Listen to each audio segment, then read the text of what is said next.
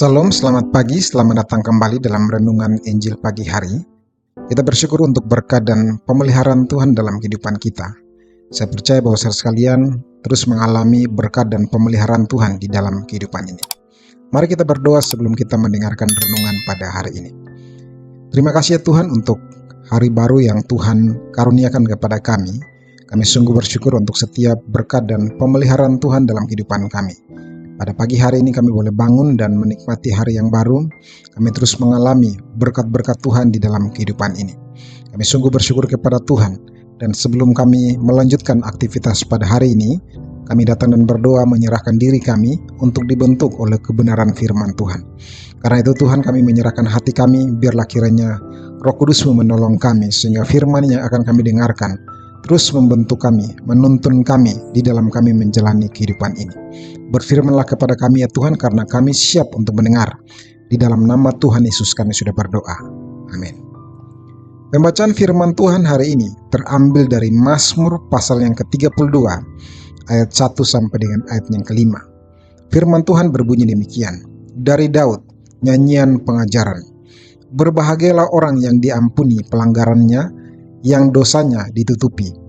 Berbahagialah manusia yang kesalahannya tidak diperhitungkan Tuhan, dan yang tidak berjiwa penipu. Selama aku berdiam diri, tulang-tulangku menjadi lesu, karena aku mengeluh sepanjang hari. Sebab siang malam tanganmu menekan aku dengan berat. Sumsumku menjadi kering, seperti oleh teriknya musim panas. Dosaku kuberitahukan kepadamu, dan kesalahanku tidaklah kusembunyikan. Aku berkata, aku akan mengaku kepada Tuhan pelanggaran-pelanggaranku, dan Engkau mengampuni kesalahan karena dosaku. Tema untuk renungan kali ini adalah berbahagia orang yang diampuni.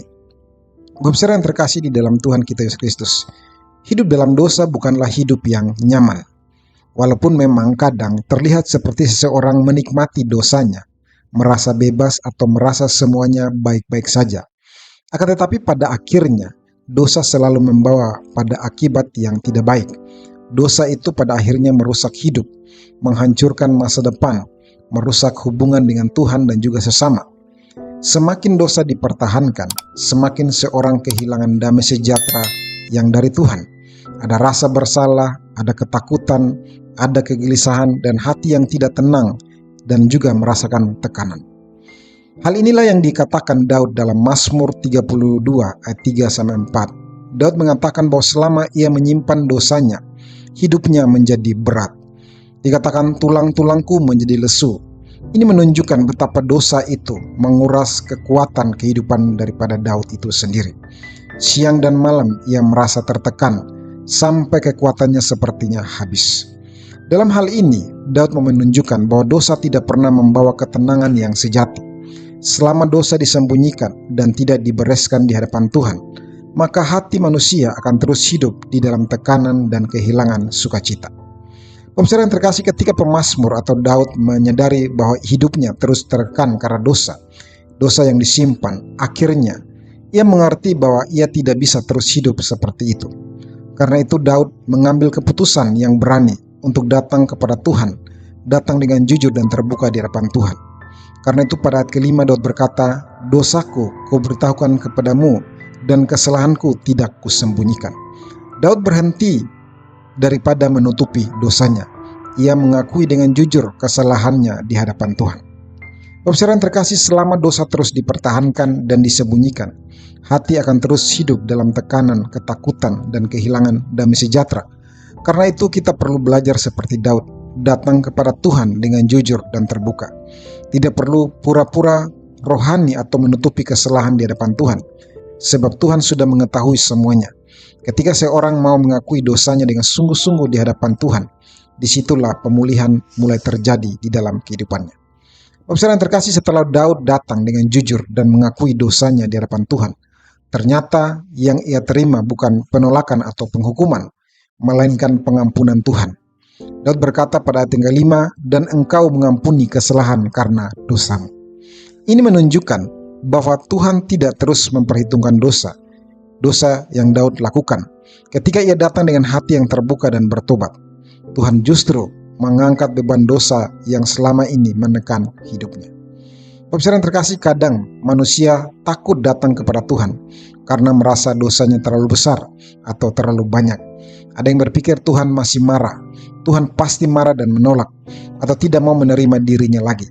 Tetapi melalui Mazmur pada hari ini mau menunjukkan kepada kita bahwa setiap orang yang datang dengan jujur dan sungguh-sungguh mengaku dosa dan bertobat, Tuhan adalah pribadi yang mau menerima dan mengampuni serta memulihkan dirinya.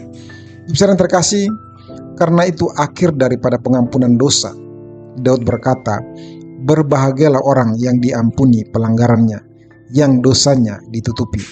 Ini bukan sekedar perkataan tanpa mengalami apa yang dikatakan. Ini adalah perkataan bahagia karena telah mengalami pengampunan Tuhan itu sendiri. Daud merasakan kelegaan dan sukacita yang baru dalam hidupnya. Beban dosa yang selama ini menekan hatinya diangkat oleh Tuhan. Tekanan batin, rasa bersalah, kegelisahan yang dulu mengurus hidupnya tidak lagi bisa menguasai dirinya.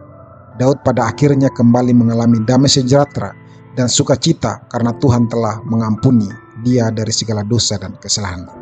Bapak yang terkasih, sukacita yang sejati datang ketika persoalan besar itu dibereskan, yaitu dosa itu dibereskan.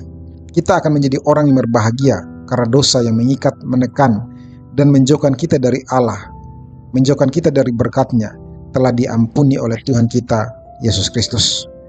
Pada akhirnya kita punya damai, kita punya ketenangan, kita punya kebebasan dari tekanan, intimidasi, dan semua hal yang selama ini menekan kita.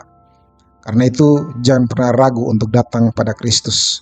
Dia pasti menerima, Dia pasti mengampuni dan memulihkan kehidupan kita. Amin. Bapa kami yang di surga, kami sungguh bersyukur untuk firman-Mu pada hari ini yang kembali mengingatkan kami tentang pengampunan yang Tuhan berikan kepada orang berdosa. Yang Tuhan kehendaki ialah kami datang dengan jujur, dengan terbuka, mengakui setiap dosa dan kesalahan kami. Kami menyadari bahwa dosa menekan kehidupan kami. Dosa membuat hati kami tidak damai. Dosa membuat kami kehilangan akan damai, sukacita, ketenangan, dan berkat-berkat Tuhan. Pada akhirnya kami menyadari kami perlu datang dengan jujur di hadapan Tuhan. Dan kami adalah orang-orang yang berbahagia karena kami diterima oleh Tuhan Yesus yang mau menerima kami apa adanya, mengampuni kami, dan juga memulihkan kehidupan kami. Terima kasih ya Tuhan untuk pengampunan yang Kau berikan. Terpujilah Tuhan untuk firman-Mu pada hari ini. Di dalam nama Tuhan Yesus kami sudah berdoa. Mari kita bersama-sama menaikkan doa Bapa kami. Bapa kami yang di surga, dikuduskanlah nama-Mu, datanglah kerajaan-Mu, jadilah kehendak-Mu di bumi seperti di surga.